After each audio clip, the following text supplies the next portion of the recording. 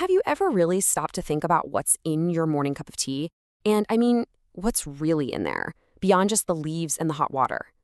Because inside that cup, there's history, there's culture, and there's this incredible library of knowledge that's been passed down for generations. Okay, let's get into it.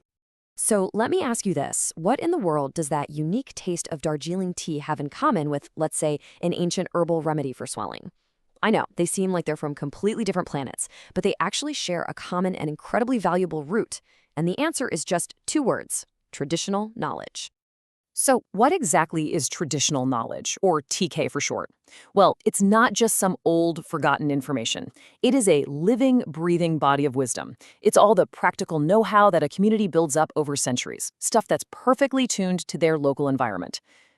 Think of it less like a dusty old book on a shelf and more like a constantly updated operating system for a community's entire culture and survival. All right, so let's start exploring this unseen library. Because when we talk about traditional knowledge, we are talking about a massive, massive range of human cleverness. It's not just one thing. It's the ecological wisdom that allows for things like sustainable farming.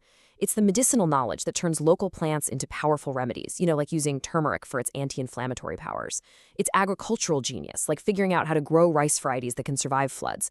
And it's also the artistry and cultural expressions, like the very specific weaving techniques that make a traditional sari a work of art. It is literally all around us.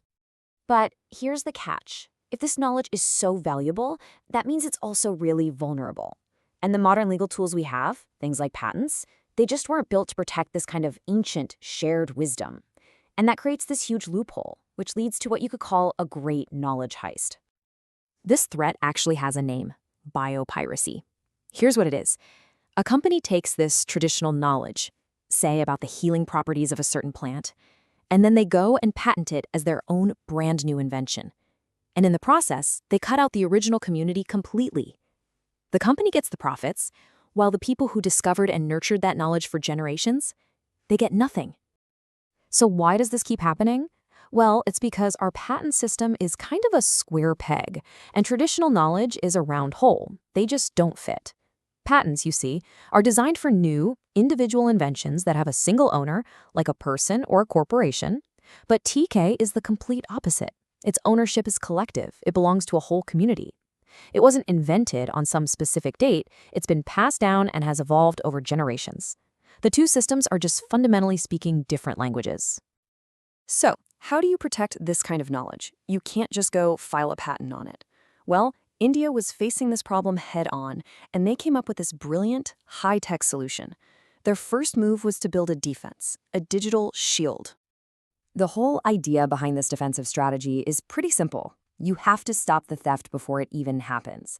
The goal is to prove that this knowledge isn't new at all. It's basically about putting up a giant digital sign for the whole world to see that says, hey, this is already known. This isn't yours to take. And this is how they did it with something called the Traditional Knowledge Digital Library, or TKDL. It's genius.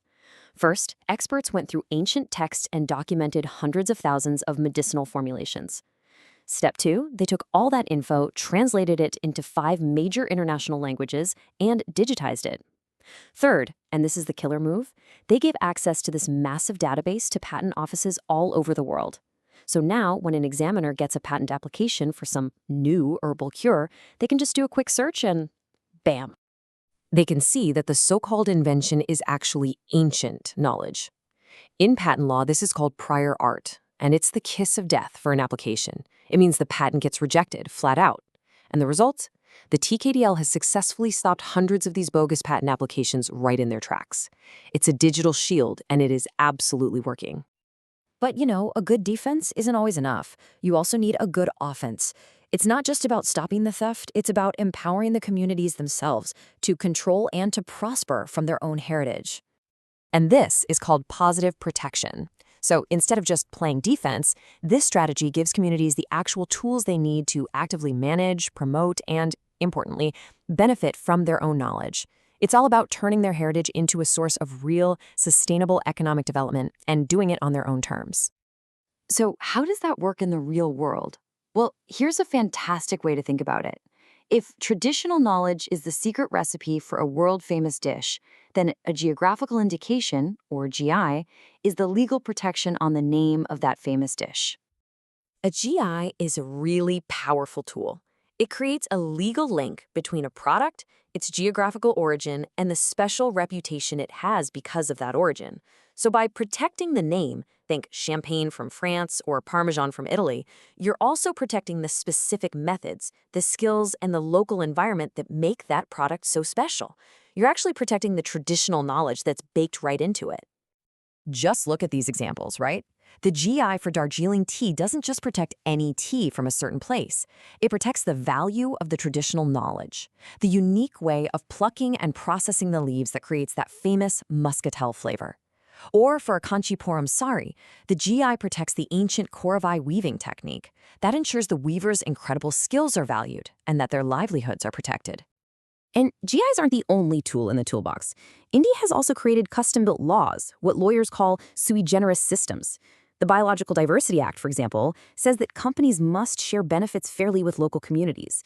And even cooler, communities themselves are creating what are called People's Biodiversity Registers to document their own knowledge, which gives them actual legal evidence in a dispute.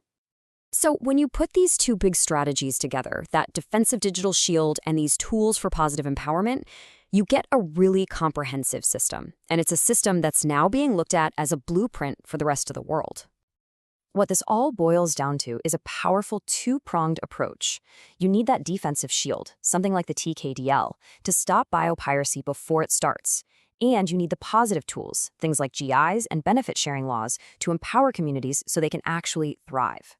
It's this combination of defense and empowerment that really makes India's model a potential game changer. And all of this leaves us with a final, really critical question. Look, our world is constantly hungry for new ideas. In medicine, in farming, in technology, a lot of those ideas are sitting right there, waiting in this vast library of traditional knowledge. So the challenge for all of us is to figure out how to access that library with a key, not with a crowbar. How do we build a global system of sharing that's actually based on respect and fairness, not just on theft?